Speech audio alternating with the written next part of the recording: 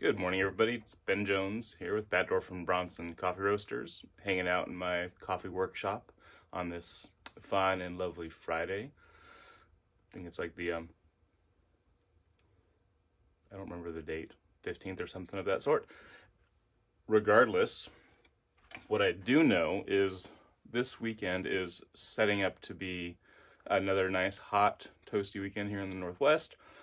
If you're down in Atlanta or Florida, or any other points in between and north of, well, it's summertime, and I want to have a nice little chilly iced coffee.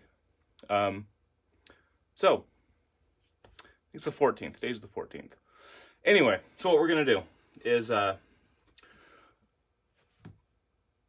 don't really drink cold brewed coffee, mostly because it's not my preference. The caffeine in it destroys me. I can't drink it. It's get way too shaky, way too fast. I also don't have the forethought to brew ahead 24 hours or so to make my batch of cold brew. So I'm quite fortuitous that way. But what I do have is I have an AeroPress, and I have a big old tumbler, imperial pint glass here, full of ice. What I want to do, we're just going to make some coffee. I have the angle kind of funny on there. Wow, no worries. All right, so typical AeroPress situation. I'm going to take one coffee filter, and I'm going to add a second coffee filter to my AeroPress. The reason for doubling or tripling up those filters is the more paper we put in there, the more will filter out in terms of texture and body. I like a very light, delicate flavor profile.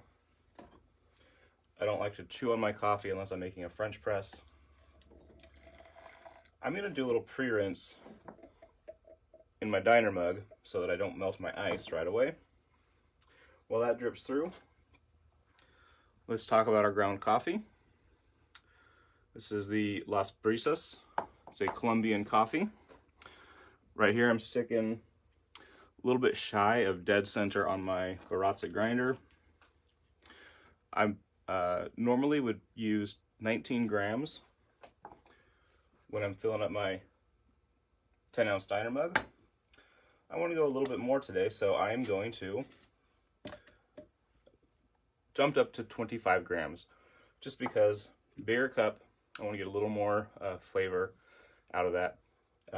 Now, put as much ice as you can fit in there. This is just barely letting me put that AeroPress in. There are two schools of thought for ice. Let's talk first about the water. What we're gonna do is, I would normally use about 300 grams of water to my 19 grams of ground coffee, giving us roughly a 1:16, 1:17 ratio. That 1:17 is a pretty solid starting point. But what I've done is I've replaced a good portion of my water in the form of solid water. So we have a nice bunch of ice that's going to take place for our water. So I don't need to use quite as much hot water on top. Two schools of thought. Some people say, take your water dose. So let's just say, for easy math, I was using 300 grams. They would say, cut that in half, 50% hot, 50% ice. And they would weigh out and measure their ice. I'm a big fan of just make a really super icy cup, let it melt down a little bit. Essentially what it melts is what it's going to replace. I'm also not going to get super technical in this one because it's summertime and we're supposed to be laying back and chilling a little bit now. All right, what I'm going to do, have my timer ready, have my hot water, 25 grams coffee in. I'm just going to fill this AeroPress up to just over the 3, almost to the 4. Take my paddle and stir. Beautiful part of the AeroPress The agitation we can add through the stirring element is going to really help develop flavor. The water pulls out flavor from the coffee grounds, but also this moving, shaking, stirring action provides turbulence, and that's going to essentially shake out the flavors, much like shaking candy out of a piñata. Only difference is it's possible to shake out too much flavor, so we don't want to oversteep it. I'm going to let that sit for about another 30 seconds, and then we'll give it a plunge. So let's bring that up. You can see that we also already have some of the drip through that happened. I'm also not, I don't much care for the inverted method, just because this is easy enough. I've spilled a few times on myself, so I don't do that. And this is good. That little bit of drip through isn't substantial enough to throw off your brew ratios. All right. With that real big agitation, slightly smaller grind than I normally do, a minute 30 seconds is a great time to start my slow plunge. And as you can see, our cup is filling up.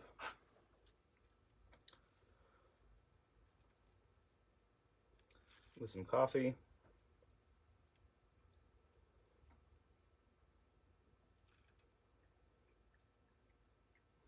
And I like to press down until it starts to hiss. There's that little hiss. Pushing through the hiss is going to give me more of the texture elements. It can force through some of the particles.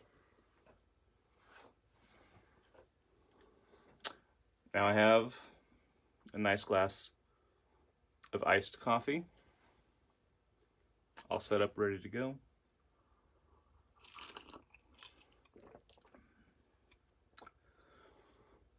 I'm ready for summer. I'm ready for our long second summer coming into September. September is my favorite month. Get really excited once August starts to wane. Don't get me wrong, I love August, but man, I really like September. All right, so from here, for me, this is perfect how it is. I'm a big fan of simple, well-brewed, plain coffee. I don't typically need to have a lot of additives put in there, but if you wanted to, definitely add some milk. You could add some sweetener. You could toss a little bit of cardamom into your milk and toss that in there. Give you a nice little cardamom kick. A little bit of sweetened condensed milk would be okay with that. If you were doing that, I would hot press onto the sweetened condensed, stir, then pour that mixture over ice. All right, so this is good. This is a nice, easy way to make a refreshing cup of iced coffee when you didn't have the foresight to batch up some cold brew 24 hours ahead of time. So again, the recipe on there, big old cup of ice, 25 grams of coffee. I put water up to about the 3. Then the good vigorous stirring for about 30 to 40 seconds. Thanks for joining. I've got some work to get done now, so thank you for joining me in the workshop. Check out our other coffees at baddwarfcoffee.com. I should probably mention what coffees were great. So this is the Las Brisas, our Colombian coffee. Anytime we have a natural African coffee, that's going to be one of the most best suited coffees for this. It has a fruitiness, it has a little more lively acidity. Incredible match. This Colombia lacks for nothing in its cold brew. I'm sorry, not cold brew, it's iced coffee. My preference would be to avoid blends are fine, blends are good, but I think that the single origins really shine, especially if you can get Central South Americans and the East African coffees. The Sumatra does okay. I think it's a better hot coffee through a French press. Yes, Brandon, I am brewing Las Brisas. But check this out. Next week, so we're gonna try something new next week. I just really love that Colombian Las Brisas. All right. Again, thanks everyone for joining. It's good to see all your faces pop up in the comments. Good day to y'all. Have a good weekend. Stay cool. Do some good in your community. All right. Enjoy.